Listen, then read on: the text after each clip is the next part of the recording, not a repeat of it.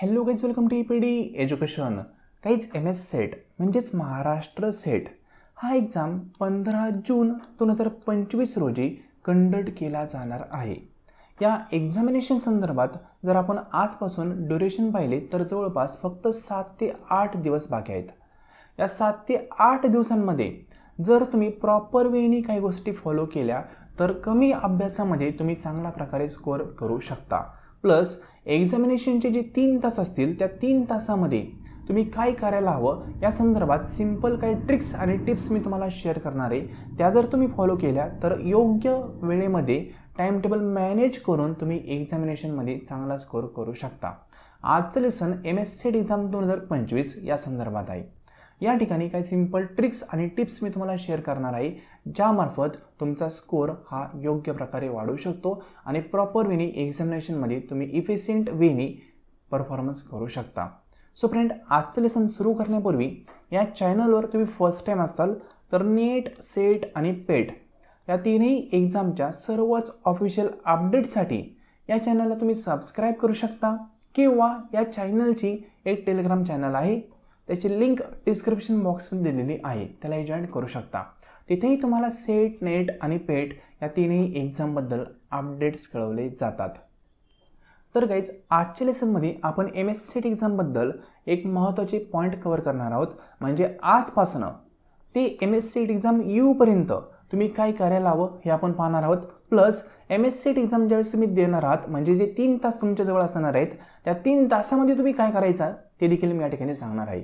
तुम्ही प्रॉपर वेनी गोष्टी फॉलो केल्या तर डेफिनेटली तुमचा स्कोअर वाढू शकतो. ऑन एन ॲव्हरेज तुम्हाला पेपर फर्स्टमध्ये 35+ क्वेश्चन करेक्ट आणता येऊ शकतात. ठीक आहे. तर फ्रेंड, हे पहा, या ठिकाणी आपण एम एस सेट एक्झामबद्दल खूप चांगले महत्त्वाचे पॉईंट समजून घेणार आहोत. आता जवळपास एक्झामला 7 ते 8 दिवस बाकी आहेत.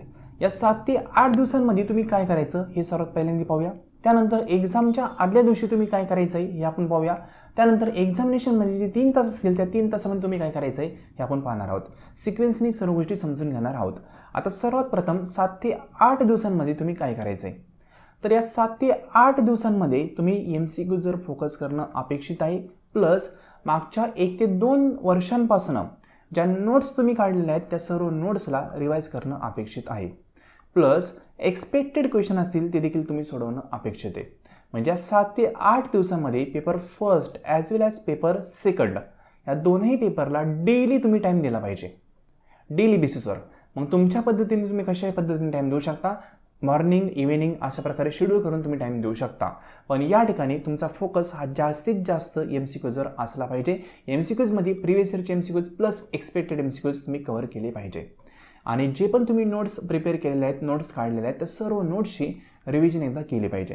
कारण जर नोट्स आपण काढलेले आहेत आणि त्या नोट्समधून एखादा क्वेश्चन एक्झामला आला आणि त्या क्वेश्चनचा आन्सर आपल्याला देता आला नाही तर आपण त्या ठिकाणी अभ्यास करून देखील फेल होत असतो. म्हणून नोट्समधून जर एक्झामला क्वेश्चन आला तर त्यातलं क्वेश्चनचं आन्सर हे आपल्याला करेक्ट चॉईस करता आलंच पाहिजे.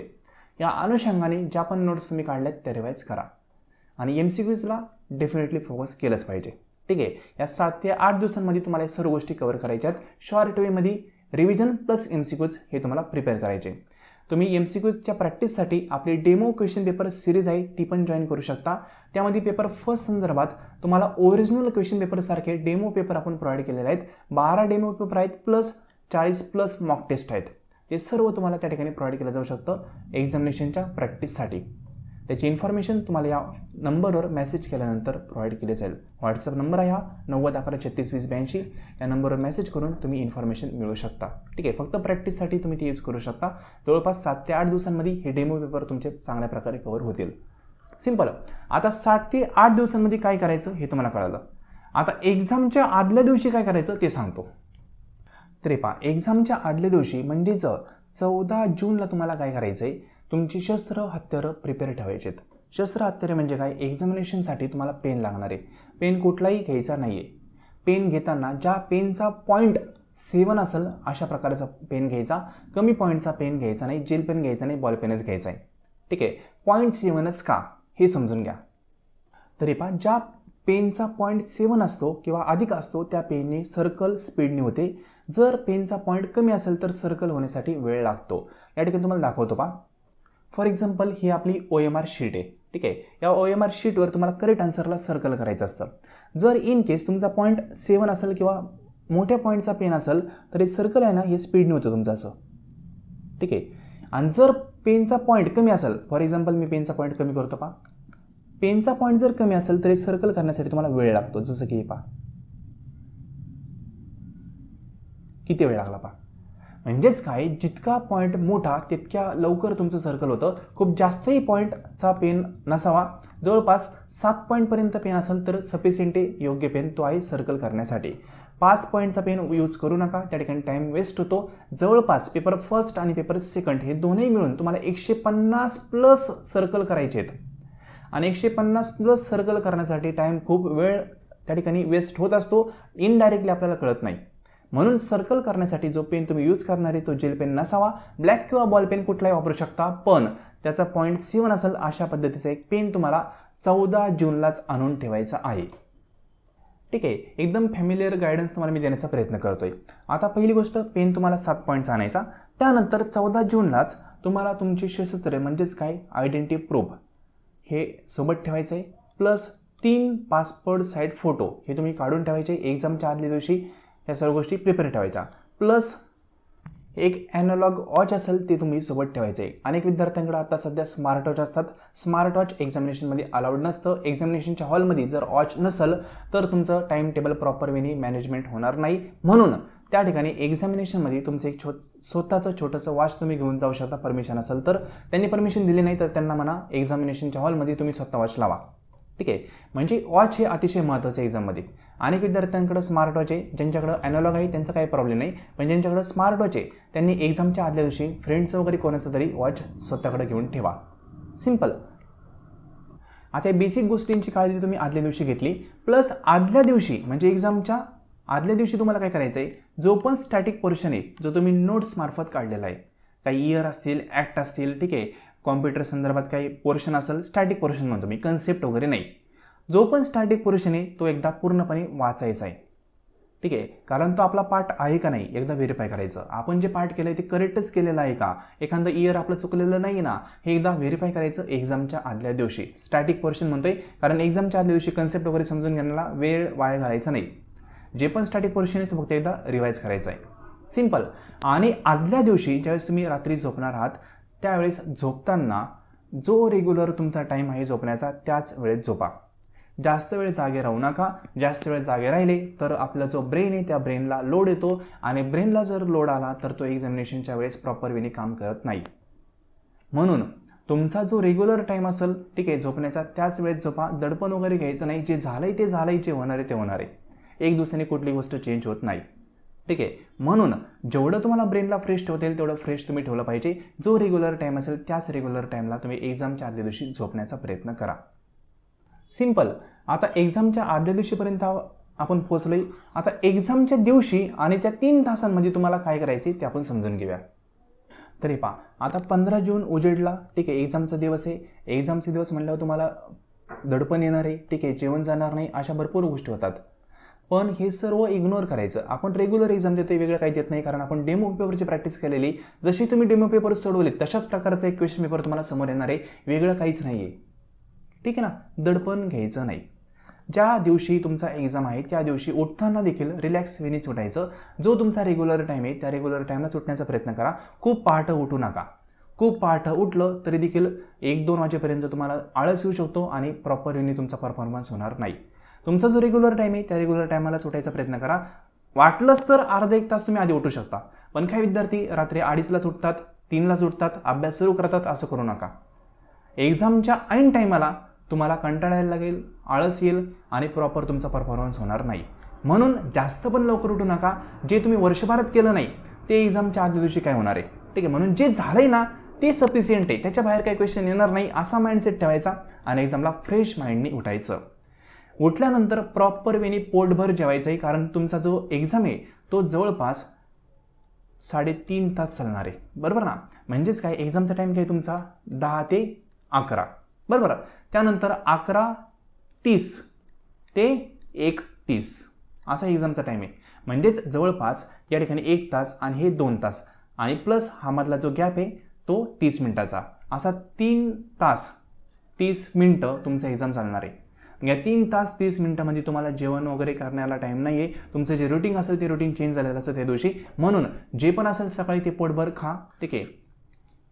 पोटभर जेवले तर तुम्ही फ्रेश राहणार आहात आणि फ्रेश असेल तर तुम्ही एक्झामला ॲनालिटिकल वेनी विचार करणार आहात. लक्षात घ्या, पोटभर जेवण केलेलं असणं, ठीक आहे, पोटभर पाणी असणं पोटामध्ये, हे खूप महत्त्वाच्या गोष्टी आहेत. माणसाचं माइंड आहे ना, हे त्याच वेळेस चांगल्या वेनी काम करतं ज्यावेळेस तो फिजिकली फिट असतो. जर फिजिकली तुम्ही फिट नसताल, मेंटली पण तुम्ही फिट राहणार नाही आहे, बरोबर ना.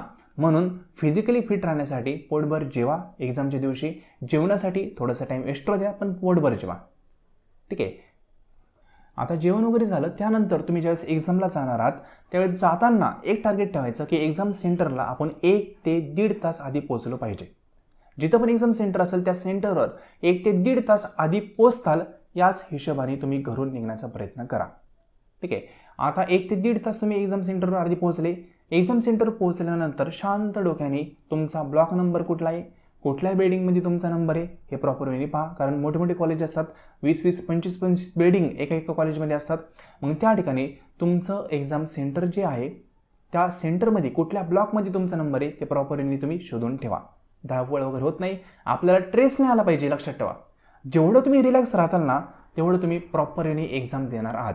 अनेक विद्यार्थी असे म्हणतात, पहा मी 1 वर्ष अभ्यास केला पण तरी देखील माझा स्कोर मागच्या वर्षीपेक्षा कमी झाला. याचं रिझन काय असतं माहिती का, तुम्ही ट्रेस घेतलेला असतो. तो ट्रेस तुमच्या माइंडमध्ये नाही यायला पाहिजे. जेवढं तुम्ही फ्रेश राहताल, रिलॅक्स राहताल, तेवढं तुमचा स्कोअर वाढतो, तेवढं तुमचं माइंड फ्रेश असतं, तेवढं ते ॲनालिटिकल वेनी विचार करतं आणि प्रॉब्लेम सुटतात. साधे एक्झाम्पल सांगतो पहा, ज्यावेळेस तुम्ही एखादा प्रॉब्लेम सोडत असता, रात्र होती पण तो प्रॉब्लेम सुटत नाही, आणि दुसऱ्या दिवशी मॉर्निंगला उठले का अचानक तो प्रॉब्लेम सुटून जातो इमिजिएटली. असं का होतं बरं? कारण त्या ठिकाणी तुमचं माइंड हे फ्रेश असतं. पहाटे अभ्यास करावा असं अनेक जण सांगतात, पहा का सांगतात तो, कारण माइंड फ्रेश असतं. म्हणून माइंडला तुम्ही जेवढं फ्रेश ठेवताल ना तेवढं तुमचा परफॉर्मन्स चांगला होणार आहे, हे लक्षात ठेवा. सिंपल. म्हणून एक्झाम सेंटरवर 1 ते 1.5 तास आधी पोहोचा. त्यानंतर एक्झामिनेशनचा ब्लॉक वगैरे, रूम नंबर प्रॉपर वेळी पहा. त्यानंतर रूम नंबर वगैरे पाहिल्यानंतर एक्झामला जवळपास 1 तास आहे, मग तुम्ही अर्धा 1 तास एका शांत झाडाखाली जाऊन ज्या पण गोष्टींना तुम्ही रिवाईज करायला इच्छित आहात त्या गोष्टी रिवाईज करू शकता. रिव्हिजन करताना नॉर्मली त्या ठिकाणी स्टॅटिक पोर्शन एकदा पुन्हा पाहून. ज्या गोष्टी तुम्ही पाठच केलेल्या नाहीत एकदा एक्झाम सेंटरवर पोहोचल्यानंतर फक्त नजरे घालून घाला. सिंपल. आता तुमचा एक्झामचा जो टाईम आहे ना तो सुरू झाला. सपोज आपण कन्सिडर करूया, ठीक आहे. रिव्हिजन वगैरे तुम्ही केली, एक्झामचा टाईम सुरू झाला, 10 वाजले. एक्झामिनेशन हॉलमध्ये गेल्यानंतर तुमचा फोकस हा फक्त आणि फक्त क्वेश्चन पेपर आणि OMR शीटवर असायला हवा. बाकी कोण काही जोक करतोय, कोण कॉपी करतोय, कोणाला चक्कर येते, काहीच पाहिजे नाही. ते सर्व पाहायला सुपरवायझर आहेत. तुमच्या शेजारी जरी एखादा मोबाईलमधून लिहित असेल ना तरी पण इग्नोर करा. एक्झाम झाल्यानंतर काय पाहिजे त्याच्याकडे पहा, पोलीस कंप्लेंट करा, काय प्रॉब्लेम नाही आहे. पण जे तुमचे 3 तास आहे ना त्या 3 तासामध्ये तुम्ही टाईम वेस्ट करायचा नाही, ते तुम्हाला भरून भेटणार नाही एनी कंडिशन.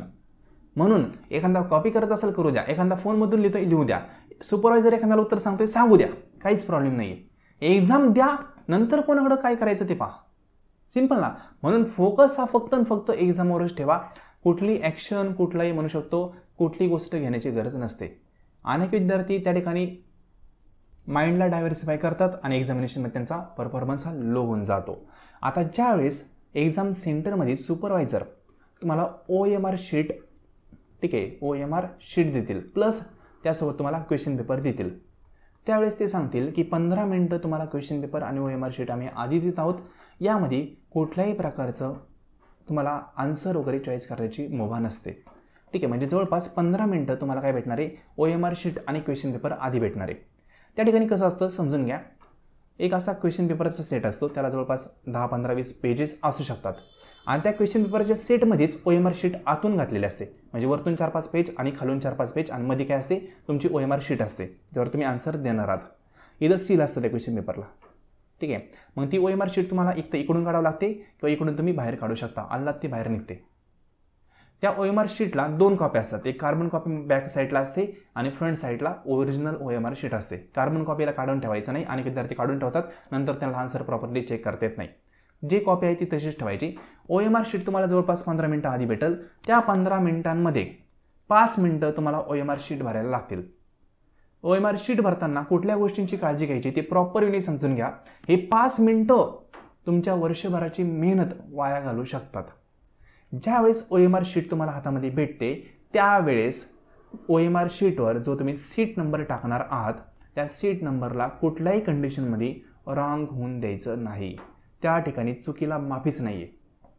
एक एक्झाम्पल सांगतो. हे पहा, सपोज ही तुमची OMR शीट आहे. या ठिकाणी तुम्हाला तुमचं पूर्णपणे नाव टाकावं लागतं ॲज पर ॲडमिट कार्ड. ठीक आहे, हॉल तिकीट जे असेल त्यानुसार तुमचं कॅपिटल लेटरमध्ये तुम्ही नाव टाका.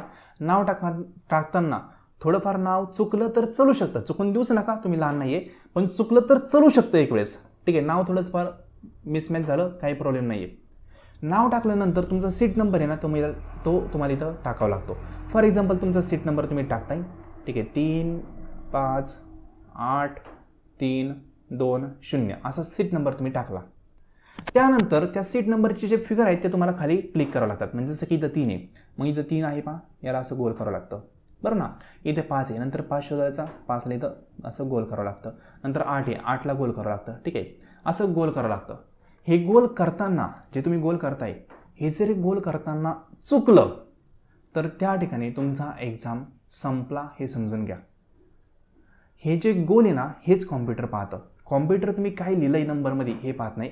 कॉम्प्युटर तुम्ही नाव काय टाकलं आहे हे पाहत नाही. ज्यावेळेस तुमची OMR शीट चेक होत असते त्यावेळेस हा कोड जो आहे ना बारकोड हा स्कॅन होतो आणि त्यासोबत हे जे तुम्ही सर्कल केलेले आहेत ते स्कॅन होतात. इन केस सपोज तुमचं इथं काही 0 आहे बरोबर ना. आता 0 कुठे या OMR शीटमध्ये 0 सर्वात स्टार्टिंगला आहे बरोबर. तुम्ही चुकून इथे असं सर्कल केलं आणि नंतर तुम्हाला लक्षात आलं अरे 0 तर वरती होता, आपण एकलाच केलं किंवा थोडंसंच केलं. ठीक आहे, थोडंसं एकदम असं केलं आणि इथं करायचं होतं, चुकून इथं झालं थोडंसं, तरी देखील तुम्ही OMR शीट कॅन्सल होते, तुमचा रिझल्ट येणार नाही. 1 2 3 4 वर्षापासूनची मेहनत केलेली आहे त्या मेहनतीची व्हॅल्यू 0 होऊन जाईल या शून्यासारखी. म्हणून लक्षात घ्या OMR शीटवर नंबर टाकताना एनी कंडिशन तो चुकला नाहीच पाहिजे. 5 मिनिटं लावा 10 मिनिटं लावा काय प्रॉब्लेम नाही. 3 इथं टाकला ना, 3 सर्कल करताना पहा 3 कुठे आहे, 3 पाहिल्यानंतर एक छोटासा डॉट करा, पुन्हा एकदा पहा डॉट आपण बरोबर केलाय का, त्यानंतर मग त्याला असंच करा. ठीक आहे, डायरेक्टली सर्कल करायला जाऊ नका. अनेक वेळा मी विद्यार्थ्यांना सांगत असतो तरी पण विद्यार्थी चुका करतात. रिझल्ट लागल्यानंतर त्यांचं कळतं की रिझल्टच आला नाही. रिझल्ट न आणण्याचं कारण हे असतं सीट नंबर चुकला नाही पाहिजे. नाव चुकलं काहीच प्रॉब्लेम नाही, थोडंफार ॲडजस्ट होऊन जातं, पण हा जो सीट नंबर आहे हा चुकला तर या ठिकाणी ॲडजस्टमेंट होत नाही. कारण माणसांमार्फत हा कॉम्प्युटर एक्झाम चेक केला जात नाही, तो चेक करणारं कॉम्प्युटर आहे. त्या ठिकाणी कॉम्प्युटर कुठलीही चूक ॲक्सेप्ट करत नाही. सिम्पल, हे महत्त्वाचं आहे, विसरू नका, लक्षात ठेवा. ठीक आहे, आता 5 मिनिटांमध्ये तुम्ही नाव टाकलं, सीट नंबर टाकलं, सगळं टाकलं. ठीक आहे, इथं सब्जेक्ट कोड असेल तो चॉईस केला, तो क्वेश्चन पेपरवर असतो तो तुम्ही चॉईस करू शकता. हे सगळं झाल्यानंतर तुम्हाला जवळपास 10 मिनिटं तुमच्या हातामध्ये असतात. कारण 15 मिनिटं किंवा 10 मिनिटं तुम्हाला पेपर आधी भेटेल. 5 मिनिटामध्ये तुमचं OMR शीट भरून येईल. 5 ते 10 मिनिटं तुम्हाला उरलेले असतील. मग उरलेल्या टाईममध्ये शांत बसायचं नाही. हा क्वेश्चन पेपर जो आहे ना तो इथं सील असतो असा. ठीक आहे, OMR शीट बाजूला काढली, क्वेश्चन पेपर इथं सील असतो, एवढं असं स्टिकर लावलेलं असतं. वरतून आणि खालून क्वेश्चन पेपर मोकळा असतो. सगळा क्वेश्चन पेपर प्रॉपरली छापलेला आहे का नाही एकदा नजर मारायची. कशी मारायची, सील न तोडता इथून थोडंसं असं उचलत येत वरती. ठीक आहे, असं उचकून पाहायचं, थोडंसं होल्ड केलेलं असतं ना ते उचकून पाहायचं, खालून पण थोडं उचकून पाहायचं. सर्व क्वेश्चन छापलेले वगैरे आहेत का नाही हे एकदा पाहायचं. त्यामध्ये तुम्ही 1-2 क्वेश्चन पाहिले तरी काही प्रॉब्लेम नाही, कारण तुम्ही सील फोडायचं नाही. फक्त लक्षात ठेवा, जोपर्यंत सुपरवायझर म्हणत नाही तोपर्यंत सील फोडायचं नाही. किंवा घड्याळ तुमच्याकडे असेल, टाईम झाला, बेल वाजली, मग सील फोडा. पण सील फोडण्याआधी प्रॉपरली पेपर प्रिंट झाला आहे का नाही हे तुम्ही पाहू शकता. त्यानुसार तुम्हाला थोडेफार क्वेश्चन दिसू शकतात, ते चुकीचं नाही आहे, तुम्ही लिगलीच गोष्टी करताय. ठीक आहे, म्हणून थोडंसं उचकून तुम्ही पाहू शकता. सुपरवायझर कसे आहेत त्यानुसार तुम्ही या गोष्टी ॲडजस्ट करू शकता. बाकी सुपरवायझरनी अलाउड नाही केलं तर 15 मिनिटं वेट करा. ज्यावेळेस एक्झाम सुरू होईल त्यावेळेस भरकनी 5 मिनिटांमध्ये पूर्णपणे क्वेश्चन पेपर पाहायचा आणि त्यानंतर तो क्वेश्चन पेपर सोडायला सुरू करायचं. ठीक आहे, पण जी महत्त्वाची टाईम मॅनेजमेंटची ट्रिक आहे ना ती हीच आहे की जे सील आहे ते सील न फोडता जे 5 ते 10 मिनिटं आहेत त्यामध्ये तुम्ही थोडंसं खालून क्वेश्चन पेपरला असं उचकून किंवा वरतून थोडंसं क्वेश्चन पेपरला उचकून तुम्ही क्वेश्चन प्रॉपरली छापलेत का नाही हे पाहू शकता. त्यामुळे तुम्हाला 4-5 क्वेश्चन दिसतील, ते तुम्हाला लक्षात राहू शकतात की त्याचा आन्सर काही येऊ शकता. ठीक आहे, थोडाफार विचार वगैरे तुम्ही तिथं करू शकता. सिम्पल. आता तुमचा जो टाईम आहे तो टाईम सुरू झाला, तुम्हाला सील काढायला लावलं, टाईम सुरू झाला. टाईम सुरू झाल्यानंतर अगदी 2 ते 3 मिनिटांमध्ये पूर्णपणे क्वेश्चन पेपर आहे तो एकदा ओव्हरव्ह्यू करायचा. त्यामध्ये शेवटी कुठले क्वेश्चन आहेत ते एकदा पाहायचं, मध्ये कुठले क्वेश्चन आहेत ते पाहायचं, स्टार्टिंगला कुठले क्वेश्चन आहेत ते पाहायचं आणि पॅसेज कुठेही असो सर्वात शेवटी सोडवण्याचा प्रयत्न करा. पॅसेजला टाईम वेस्ट होत असतो म्हणून पॅसेज सर्वात शेवटी सोडवण्याचा प्रयत्न करा, जेणेकरून टाईम मॅनेजमेंट प्रॉपर वेने होऊ शकतं. पॅसेज कशा पद्धतीने सोडवायला हवा या संदर्भात सिंपल ट्रिक्स आणि टिप्स देणारा व्हिडिओ मी तुम्हाला प्रोव्हाइड केलेला आहे. त्याची लिंक याच व्हिडिओच्या डिस्क्रिप्शन बॉक्समध्ये भेटून जाईल किंवा आपल्या VPD एज्युकेशन चॅनलच्या व्हिडिओ सेक्शनमध्ये तुम्ही गेले तर त्या ठिकाणी देखील तुम्हाला पॅसेज सोडवण्याची ट्रिक्स आणि टिप्स देणारा एक व्हिडिओ भेटेल. आत्ता 2-3 दिवसापूर्वी तो अपडेट केलेला आहे. नक्की पहा, त्याने तुम्हाला पॅसेज प्रॉपरली सोडवू शकतो. सिंपल पॅसेज रिकमेंड करून सर्वात शेवटी सोडवा, जेणेकरून तुमचा प्रॉपर वेने टाईम मॅनेजमेंट होऊ शकतं. या ठिकाणी एक शेवटची टिप तुम्हाला देईल की जे क्वेश्चन तुम्हाला येत नाही आहे, समज पॅसेजचे 5 क्वेश्चन तुम्ही शेवटी सोडवणार आहात, ठीक आहे, राहिले किती 45 क्वेश्चन. 45 पैकी 1 ते 2 क्वेश्चन तुम्ही फॉर एक्झाम्पल आधीच क्वेश्चन पेपर पाहिला त्यावेळेस तुम्ही 1-2 क्वेश्चन पाहिले त्यावेळेस ते सुटले असेल, म्हणजे राहिले किती जवळपास 43 किंवा 42 क्वेश्चन. हे 43-42 क्वेश्चन सोडवण्यासाठी तुम्हाला किती वेळ आहे? 1 तास. बरोबर ना. पॅसेज तुम्ही सोडून दिलेला आहे, 1 तासात तुम्हाला बाकीचे क्वेश्चन सोडवायचे. यामध्ये पण जवळपास 10 क्वेश्चन असे असतात जे एकाच सेंटेन्स असतात, एकच लाईन असतं, त्याचे ऑप्शन पण खूप छोटे असतात. म्हणजे वाचायचा क्वेश्चन आन्सर द्यायचा, स्टॅटिक पोर्शनचे असतात, त्याला वेळ जास्त लागत नाही. अगदी 30 सेकंदामध्ये तो क्वेश्चन वाचून होतो, त्याचा आन्सर आपला क्लिक होऊन जातं. जसं की फुल फॉर्म UGC, ठीक आहे, फुल फॉर्म विचारला UGCचा आन्सर 1 मिनिटात भेटणार आहे. म्हणजे असे जे क्वेश्चन असतात ते 10 क्वेश्चन तुमचे इझिली खूप कमी वेळेत सुटतात. राहिले किती आता जवळपास तुमचे 32 ते 33 क्वेश्चन ते तुम्हाला प्रॉपर वेने सोडायचे आहेत उरलेल्या 55-54 मिनिटांमध्ये. यामध्ये पण जे मॅथचे क्वेश्चन असतील ते क्वेश्चन सर्वात शेवटी सोडवा. म्हणजे एखादा क्वेश्चन असा असतो तो वाचतानाच आपल्याला कळतं की खूप वेळ लागणार आहे, तो क्वेश्चन समजून घ्यायलाच खूप वेळ लागतो. जसं की प्रिव्हियस इयरमध्ये काही क्वेश्चन आलेले आहेत पहा, त्याचं एक्सप्लेनेशन मी तुम्हाला प्रोव्हाइड केलेलं आहे. ते क्वेश्चन वाचायचे आणि समजून घ्यायचे यालाच खूप वेळ जातो, म्हणून ते क्वेश्चन थोडेसे इग्नोर करा, शेवटी पहा त्यांच्याकडं. आधी काय करायचं, क्वेश्चन पेपरनुसार जे पण क्वेश्चन येत आहेत ते सोडवायचे आणि बाकीचे क्वेश्चन सर्वात शेवटी पाहिजे. सिंपल. आणि आता शेवटची एक तुम्हाला सोपी टिप सांगाल फक्त टाईम मॅनेजमेंटची. ज्यावेळेस तुम्ही क्वेश्चन पेपरमध्ये क्वेश्चनचा आन्सर शोधताय त्यावेळेस 10-10च्या गॅपनी तुम्ही काय करायचं, OMR शीटवर क्लिक करायचं. म्हणजे फॉर एक्झाम्पल 1 ते 10 क्वेश्चन आहेत ना, ते क्वेश्चन पेपरवरच सोडवायचे. म्हणजे for example question number first आहे, त्याचं A हे करेक्ट आहे तुम्हाला कळलं, मग A समोर एकदम बारीक पेन्सिल डॉट असं करायचा. ठीक आहे. क्वेश्चन नंबर 2 आहे, त्याचं कळलं B आहे, B समोर बारीक असा डॉट करायचा.